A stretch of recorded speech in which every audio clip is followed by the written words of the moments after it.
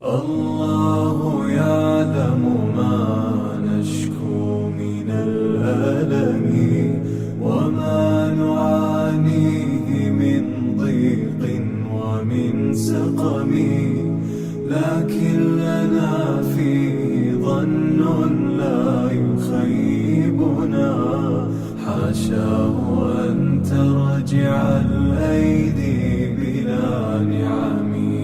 كم جاد من فضله قبل السؤال، وكم أعطى وأغنى بمحض الجود والكرم.